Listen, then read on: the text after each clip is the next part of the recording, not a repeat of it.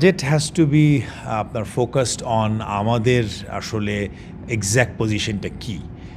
আমরা আসলে মানে কোনো ধরনের প্রণোদনার থেকে রাইট পলিসি সাপোর্টটা দরকার। আমাদের ইন্ডাস্ট্রি নানা চ্যালেঞ্জের মুখে আছে। এই ট্যারিফ, ব্যাংক ইন্টারেস্ট, কাস্টমস, আমাদের বায়ারদের নানা চাপ, কমপ্লায়েন্সের চাপ, সব কিছু মিলে আমাদেরকে এই ইন্ডাস্ট্রি ফোকাস থাকতে হবে। আমাদের প্যানেল খুবই ব্যবসা বান্ধব একটা প্যানেল, এবং আশা করি যদি আমাদেরকে ভোট দেওয়া হয় 1 থেকে 35, তাহলে আমি মনে করি যে আমরা একটা ভালো মানে ইন্ডাস্ট্রি একটা ভালো জায়গায় নিয়ে যাওয়ার চেষ্টা করব। আসসালামু আলাইকুম। এনটিভির দর্শকদের স্বাগত জানাচ্ছি আমি স্পেশাল করেসপন্ডেন্ট জাহিদুর রহমান। দর্শক, আগামী 31 মে অনুষ্ঠিত হতে যাচ্ছে বাংলাদেশ তৈরি পোশাক রপ্তানিকারকদের সমিতি বিজিএমইর নির্বাচন। এই নির্বাচন ঘিরে এখন তৈরি পোশাক শিল্প মালিকদের মধ্যে একটা দারুণ উন্মাদনা কাজ করছে।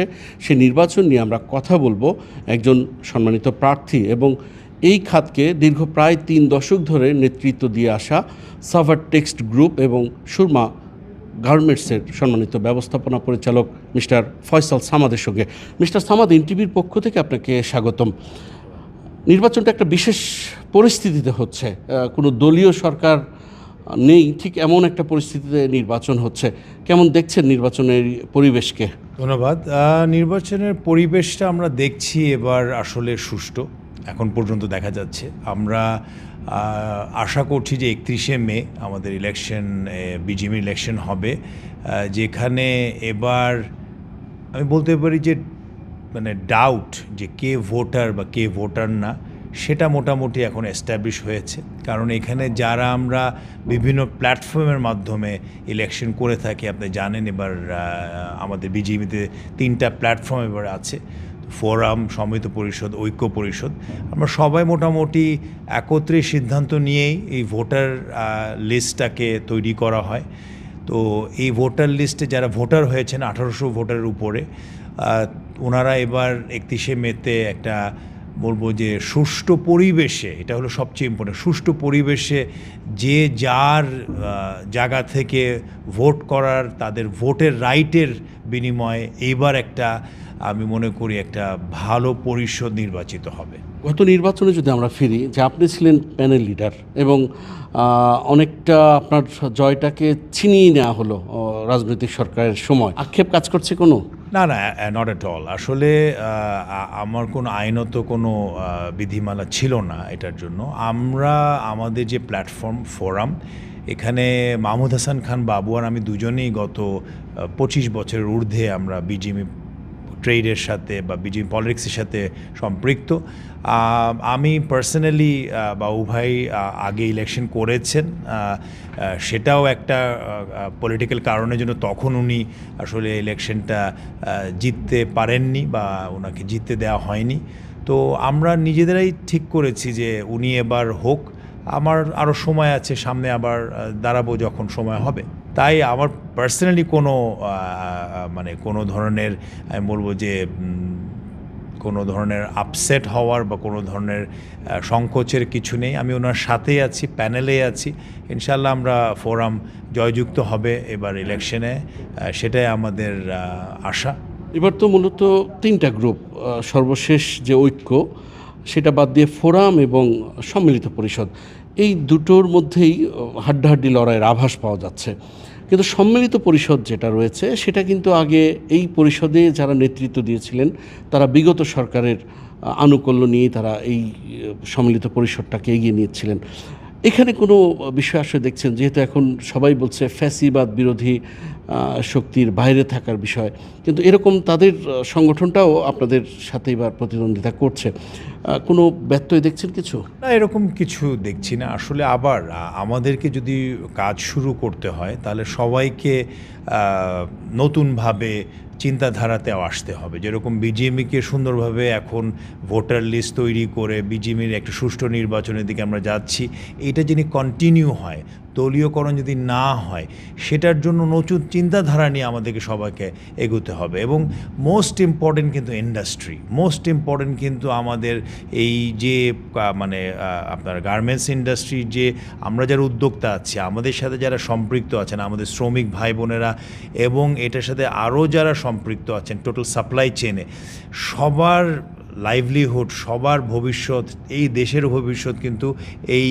ইন্ডাস্ট্রির সাথে। তো এর জন্য আমার মনে হয় যে ওই দলীয়করণে না আলাপ করে দেশ এবং ইন্ডাস্ট্রিকেভাবে আমরা সামনে অগ্রসর হতে পারি, সেটার উপর আমাদের সবার ফোকাস থাকা উচিত।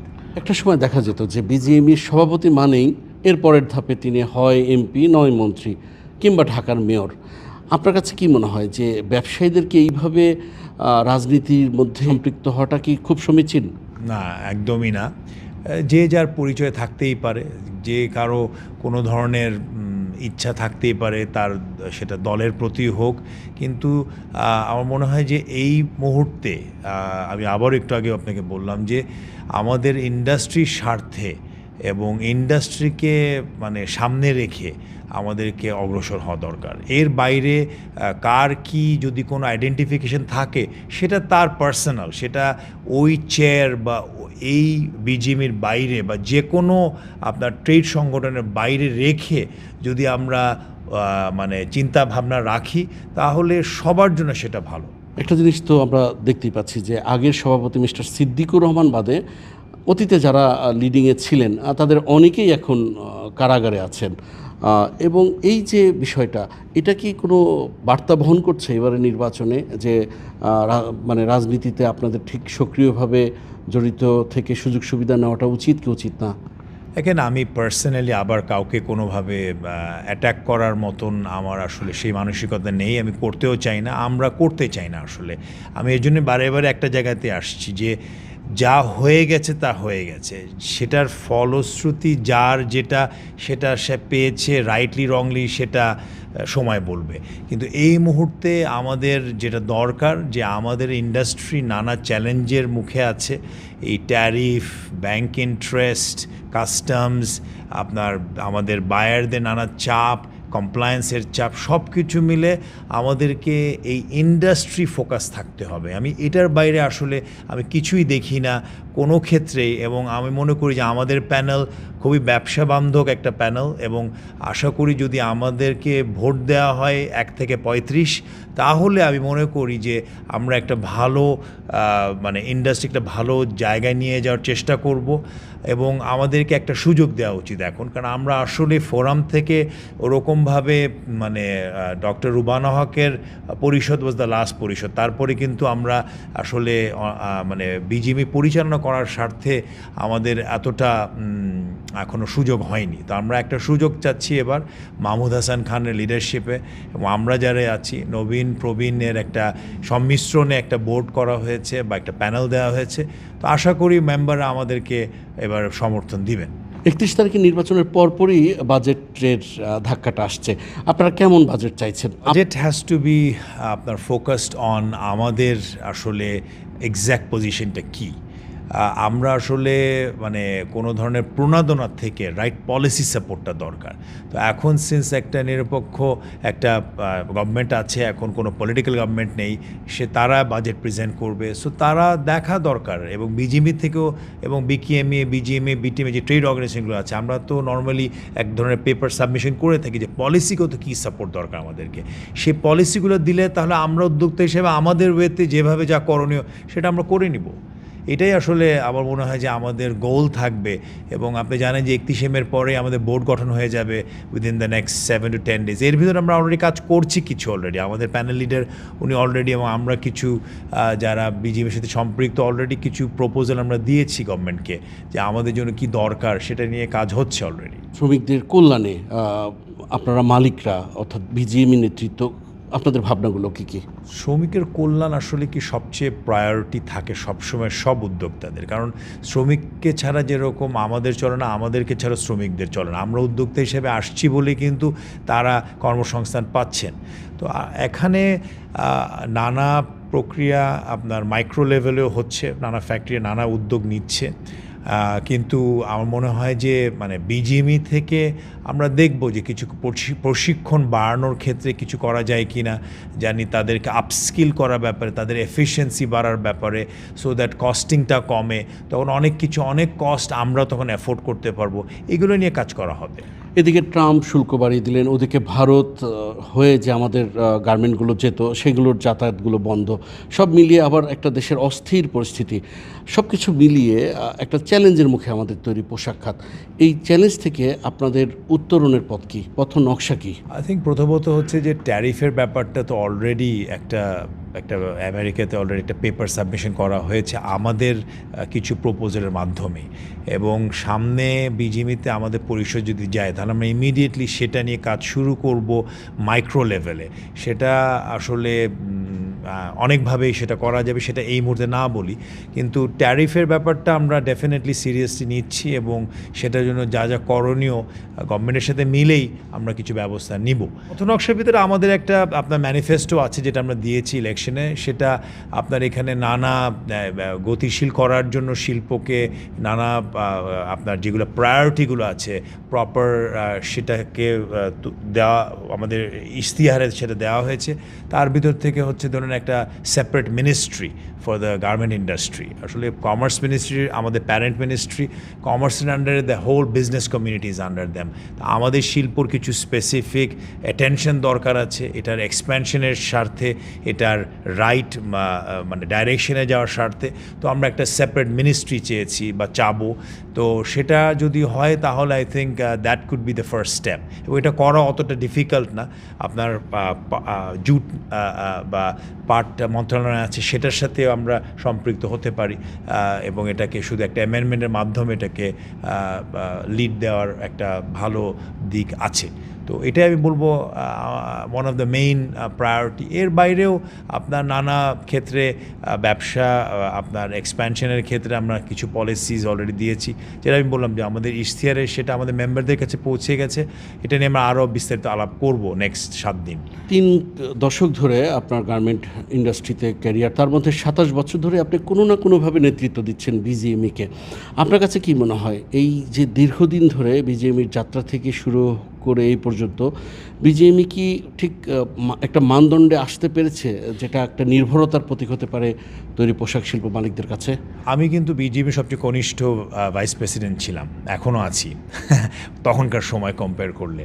তো জিনিসটা হচ্ছে কি যে বিজিএমইতে যারাই আমরা সুযোগ পেয়েছি বিজিএমইতে সার্ভিস দেওয়ার জন্য, সেটা যেই হোক, সবাই কিন্তু কোনো না কোনো ক্ষেত্রে মেজরিটি কিন্তু চেষ্টা করেছে ইন্ডাস্ট্রির সাথে কাজ করার জন্য। কেউ একটু বেশি করেছে, কেউ একটু কম করেছে, চেষ্টা হয়েছে। আপনি যদি জিজ্ঞেস করেন যে মানের কথা, আই থিঙ্ক এখনও আরও অনেক প্রত্যাশা আমাদের মেম্বার থেকে বিজিএমইর কাছে।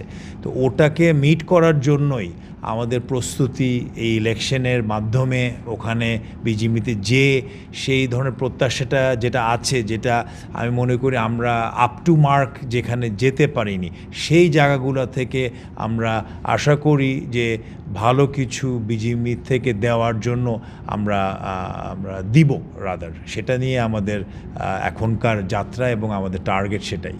একটা জিনিস দেখা যায় যে পাড়া মহল্লায়, বিশেষ করে যেখানে শিল্প গড়ে উঠছে, সেখানে ঝুট বাণিজ্য নিয়ে একটা অপরাধমূলক তৎপরতা ঘটে এবং পাল্টা দখলের ঘটনা ঘটে।